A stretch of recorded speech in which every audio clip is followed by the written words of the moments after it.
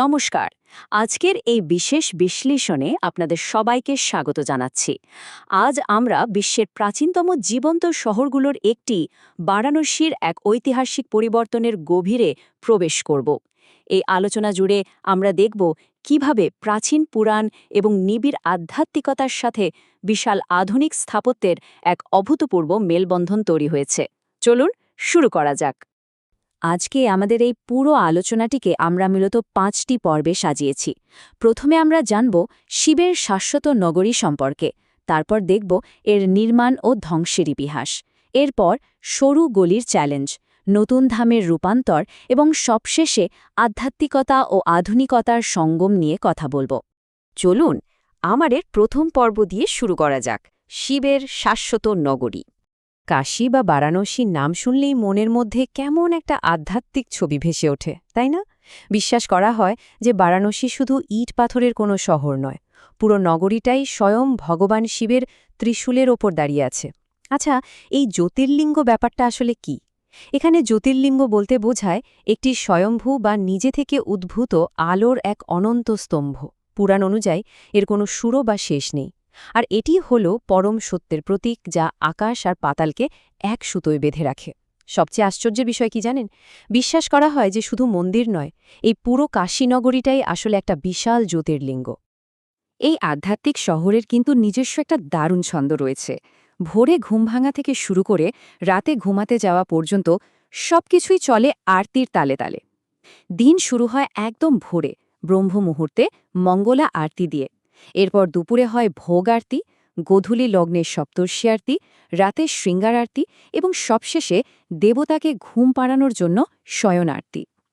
ঘণ্টার পর ঘণ্টা এই যে ঘণ্টাধ্বনি আর মন্ত্রোচ্চারণ, এই 5টি আরতির প্রাত্যহিক রুটিনই কিন্তু প্রাচীনকাল থেকে এই শহরের আসল প্রাণশক্তি। এবার আসি আমাদের দ্বিতীয় পর্বে, নির্মাণ আর ধ্বংসের এক দীর্ঘ ইতিহাসে। শত শত বছর ধরে বিভিন্ন সাম্রাজ্যের উত্থান পতনের নীরব সাক্ষী হয়ে দাঁড়িয়েছে এই মন্দির। ইতিহাসের পাতা উল্টালে দেখবেন এর উপর দিয়ে কত ঝড় বয়ে গেছে। 1194 সালে কুতুবুদ্দিন আইবকের আমলে এটি প্রথম ধ্বংসপ্রাপ্ত হয়। এরপর 1447 সালে জৌনপুরের সুলতানের আদেশে এটি আবারও ভাঙা হয়। মাঝে 1585 সালে সম্রাট আকবরের নবরত্নদের অন্যতম টোডরমল এর কিছুটা সংস্কার করেছিলেন ঠিকই, কিন্তু 1669 সালে মুঘল সম্রাট আওরঙ্গজেব এটিকে আবার ধ্বংস করে সেখানে একটি মসজিদ নির্মাণ করেন, যা আজও জ্ঞানবাপী মসজিদ নামে পরিচিত।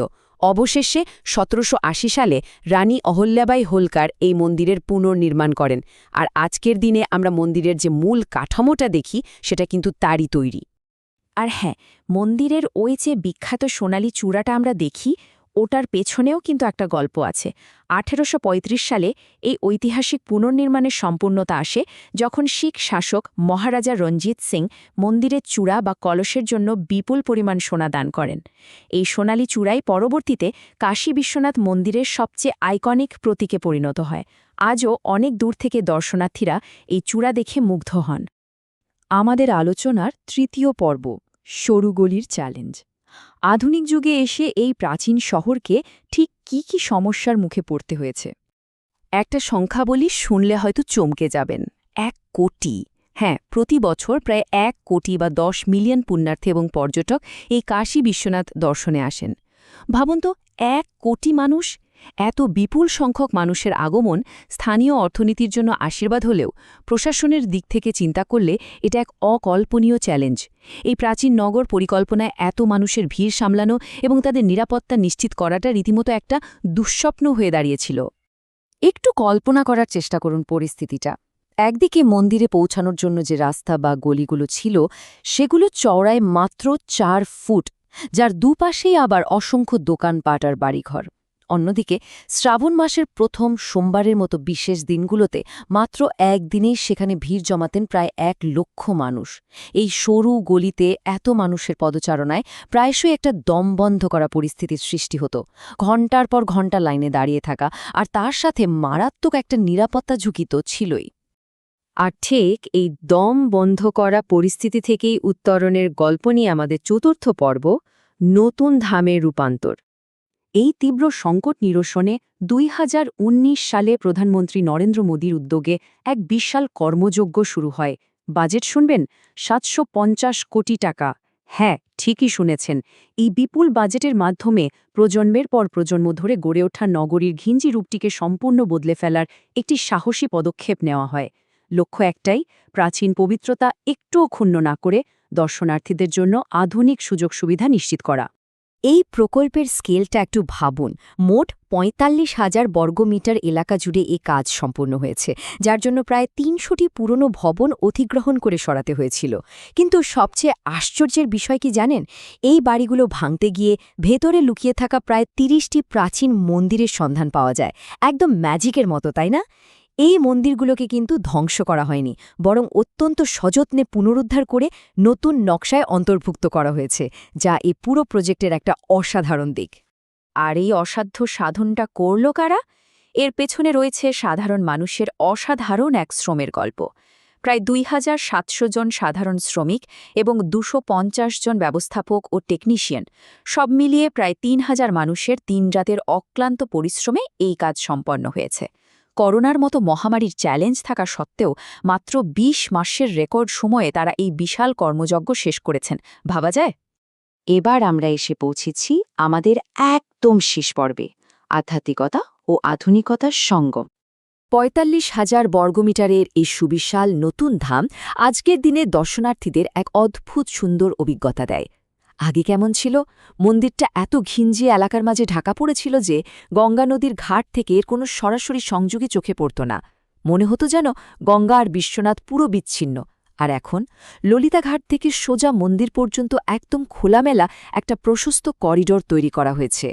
প্রাচীনকালের পুণ্যার্থীদের যে ভিশন বা স্বপ্ন ছিল, গঙ্গায় স্নান করে সরাসরি হেঁটে মন্দিরে প্রবেশ করা, আজকের এই নকশাটা অত্যন্ত নিখুঁতভাবে সেই হারিয়ে যাওয়া ঐতিহ্যকেই যেন আবার ফিরিয়ে এনেছে। তবে শুধু তো রাস্তা চওড়া করা নয়, এর সাথে যোগ হয়েছে আধুনিক সব সুযোগ সুবিধা। যেমন ধরুন ৫,০০০ মানুষের ধারণ ক্ষমতা সম্পন্ন এক বিশাল মন্দির চক, দর্শনার্থীদের বিশ্রামের জন্য যাত্রা সুবিধা, কেন্দ্র, শহরের ইতিহাস জানার জন্য সিটি মিউজিয়াম ও বারাণসী গ্যালারি, এবং বয়স্কদের জন্য মুমুক্ষ ভবন। আর সবচেয়ে গুরুত্বপূর্ণ ব্যাপার হল সম্পূর্ণ এলাকাটিকে হুইলচেয়ার বা প্রতিবন্ধী বান্ধব করে তোলা হয়েছে। অর্থাৎ এখন যে কোনো শারীরিক অবস্থার মানুষ খুব সহজেই এবং নির্বিঘ্নে দর্শন করতে পারবেন। এখানে একটা দারুণ ইন্টারেস্টিং ব্যাপার আছে। মন্দিরের গর্ভগৃহে পুণ্যার্থীরা যে পবিত্র দুধ বা গঙ্গাজল ঢালেন, সেটা কোথায় যায়? আধুনিক প্লাম্বিং বা নিকাশি ব্যবস্থা ব্যবহার করে কিভাবে প্রাচীন রীতিকে সম্মান জানানো যায়, এটি তার এক চমকপ্রদ উদাহরণ। ওই দুধ এবং গঙ্গাজল যাতে অন্য কোথাও গিয়ে না পড়ে, সরাসরি এবং শুদ্ধভাবে আবারও গঙ্গা নদীতে গিয়েই মেশে, তার জন্য বিশেষ খাল বা পাইপলাইন তৈরি করা হয়েছে। সত্যি বলতে, আধ্যাত্মিকতার সাথে উচ্চ প্রযুক্তির এমন অসাধারণ মেলবন্ধন খুব কমই দেখা যায়। আজকের এই দীর্ঘ আলোচনা শেষে আপনাদের কাছে একটা প্রশ্ন রেখে যাই। এই ২১ শতকে এসে বুলডোজার আর শত শত কোটি টাকা খরচ করে যে বিশাল ভৌত পরিবর্তন হল, এতে কি কাশীর সেই চিরন্তন আধ্যাত্মিক ছন্দটা কোনোভাবে পাল্টে গেছে? চারপাশের কাঠামোগত রূপান্তর যতই হোক না কেন, একটু খেয়াল করলেই দেখবেন গঙ্গার ঘাটের সেই অবিরাম আরতির ধ্বনি, জীবন ও মৃত্যুর প্রতি মানুষের বিশ্বাস আর ভক্তির যে নিরবচ্ছিন্ন স্রোত, তা যেন কালের সীমানা পেরিয়ে আজও ঠিক আগের মতোই বহমান। বারাণসী এমন এক শহর যা বারবার ধ্বংস হয়েও নিজের শিকড় আঁকড়ে ধরে ঠিকই নতুন করে জেগে ওঠে, আর এই নতুন ধাম যেন তারই এক আধুনিক প্রতিচ্ছবি। আশা করি আজকের এই বিশ্লেষণ আপনাদের নতুন দৃষ্টিকোণ থেকে ভাবতে সাহায্য করবে। ভালো থাকবেন, ধন্যবাদ।